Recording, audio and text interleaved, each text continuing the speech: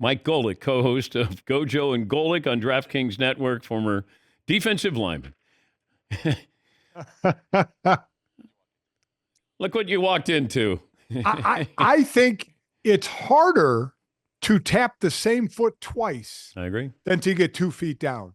So, I mean, technically you should allow that because it is definitely harder to do. It was stunning to watch that, to see the left foot never hit the ground when it had room to hit the ground. Yeah. But it says both feet, so that's where the language is there, and it's pretty simple, so no touchdown there. Okay. Who had a worse week, Anthony Richardson or the Bears defensive back, Tyreek Stevenson? Well, I mean, Anthony Richardson has been having a rough year. So, I mean, it's kind of becoming a cumulative effect on what Shane Steichen is going to do. I'm actually calling that game, them in Minnesota, this Sunday night for Westwood One. And, you know, Shane Steichen certainly is not given a vote of confidence as Anthony Richardson as the starter. But that's been cumulative. The mistakes that were made in the Bears game, and not just Tyreek Stevenson. I mean, the optics were horrible of him, you know, getting on the crowd. But then to physically make the mistakes they made at the end of the play, you box out. You have a man and you box out, and you have somebody who's behind everybody else. That's a given. But it's like all is forgotten when the ball is in the air. Everybody jumps. There's supposed to be one jumper on the offense. It was Zach Ertz, and one jumper on the defense, and the rest are boxing out. The crazy thing is, Dan, on that is the pass rush. Now, normally you send 2 or 3 guys. They had a fourth. This is coaching, because I don't imagine TJ Edwards on his own said, I'm going to spy a quarterback 55 yards away from the end zone like he can affect the play if he runs. That was one of the most ridiculous optics things I've ever seen. He wasn't rushing. And I wish I could remember the team. There was another team that had a Hail Mary, and the opposing team rushed 4, but they overloaded the defensive left side, the offensive right side. So the quarterback couldn't roll right and make it an easier throw. They made the quarterback go left, so it's harder to build up to throw the long pass. To have a spy, that's coaching, because that player had to be told to do that. That was mind-boggling. Yeah, I didn't understand it. You're in no man's land because he's not running. But you know, the play before that, Mike, where they just gave them a chance to be in Hail Mary range. So this is a combination of, that's why it's tough to just point to one person, whether it's a player or a coach, and say bad play. I mean, this was players and coach. Bad execution on the jump ball, bad coaching on having a player spy where there's no need to spy, and having them play off that much and let them get into Hail Mary situation by giving up that much space. Normally you have guys shorter on the sidelines to protect the out of bounds, to not make it an easy pass, and guys deep. So there's a lot of look at Tyreek Stevenson is going to catch the brunt of this because of his antics before the play, but there's a whole lot of looking in the mirror to go around on that series. Do you remember a player coming in the huddle and saying, I'm tired, I got to come out? There has now, listen, when, and I don't want to make this generational, but we see kind of generational in basketball where load management has taken over. And I get it from the analytics and the trainers and that, where back again in my day, guys played 82 games, where it certainly can be done. I mean, nobody ever tapped out. No, I mean, it's almost a given if a player runs a deep route that they're off the field on the next play. And it's just kind of an understood thing. You just see more helmet tapping today in the college and pro game than you saw back in years past. That was a mistake. And you even heard Ryan Kelly, the center, kind of alluding to, he was talked to about it. It's not a good look, and it's not a good look at all. Are the Steelers a threatening team? I tell you what, Russell Wilson, there was a big question on would he recapture some of the Seattle days or would it be more of the Denver days?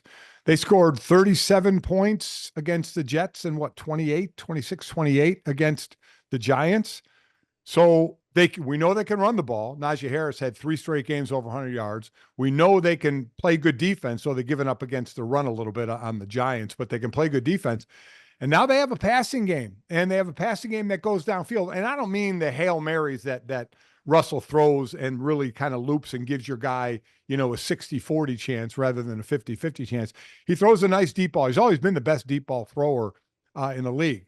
So they have, because you're right, we keep asking who's the threat to Kansas City. Was it Baltimore? And they have a bad loss to Cleveland. Is it Buffalo? Still certainly could be Buffalo. Still certainly could be Baltimore.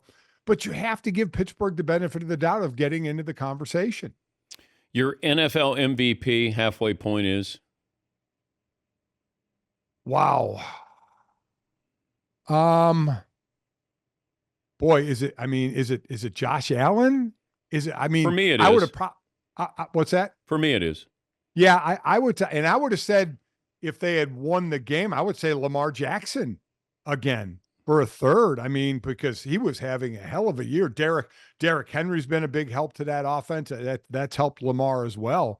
But that loss kind of hurt. I would say Josh Allen and or Lamar. But it's interesting. I look at the odds. DraftKings has Mahomes as the second favorite. So Josh Allen and Lamar Jackson are tied. And then it's Patrick Mahomes.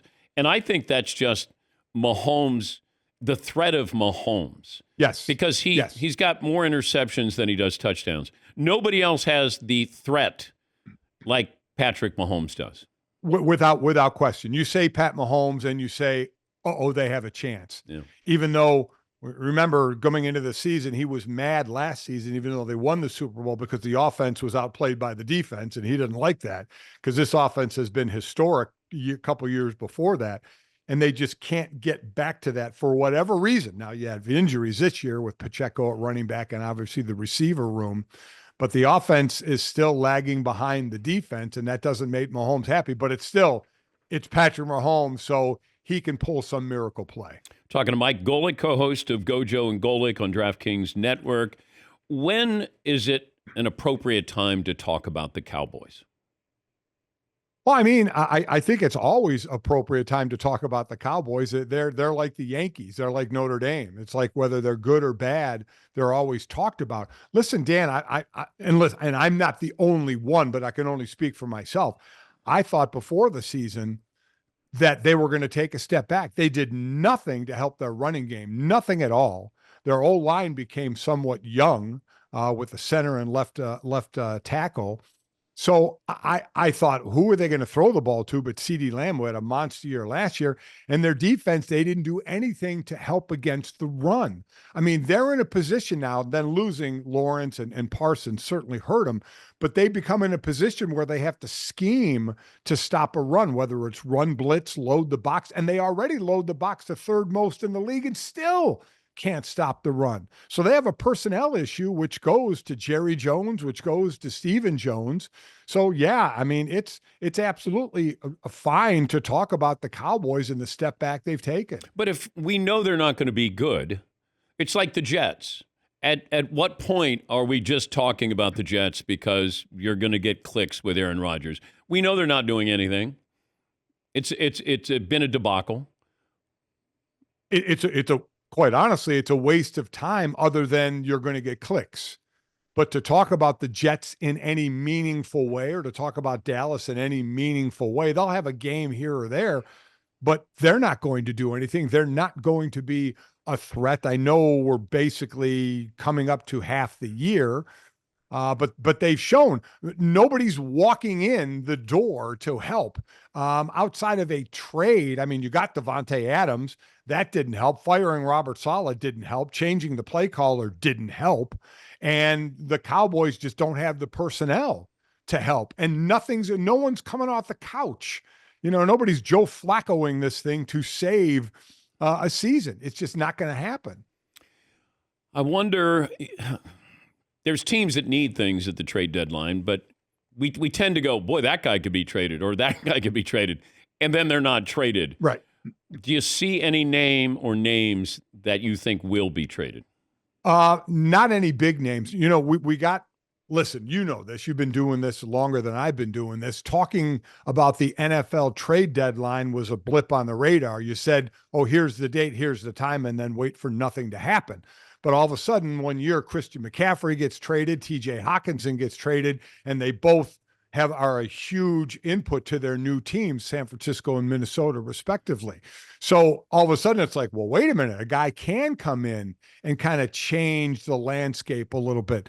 The big names talked about this year have been Max Crosby and Myles Garrett, right? Because Detroit needs a pass rusher. I thought they were going to go after Hassan Reddick, but the Jets, listen, the Jets already pushed all their chips to the middle of the table. They might as well continue to do it. But I thought the Jets were going to trade Hassan Reddick, and I thought Detroit would be a landing spot.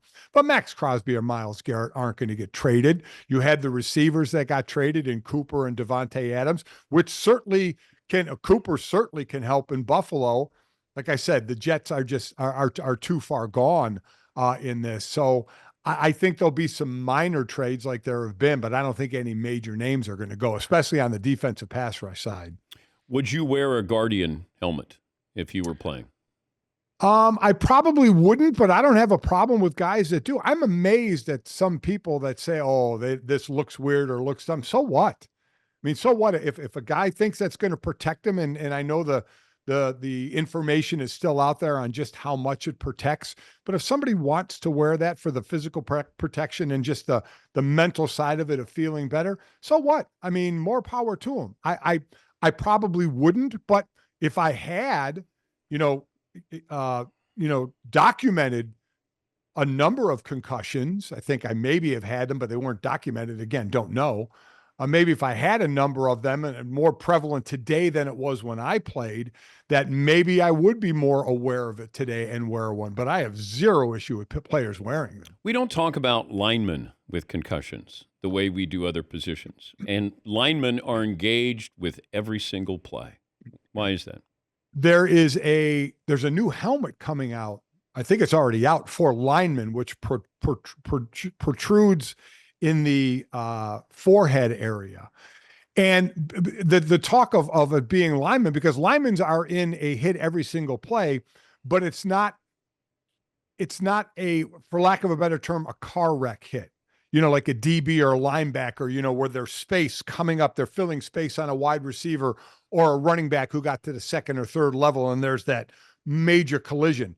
Offensive, defensive linemen hit within 3 feet of one another, and then they'll use their hands more than their head. Their heads will still collide. And when you hit a running back on a running play, the running back normally isn't at full speed. So while there's actually continuously hitting the head of every play, it's not as speed driven impact as the more space in between the hitters is. What's that feeling like when you're under the pile and you can't get up?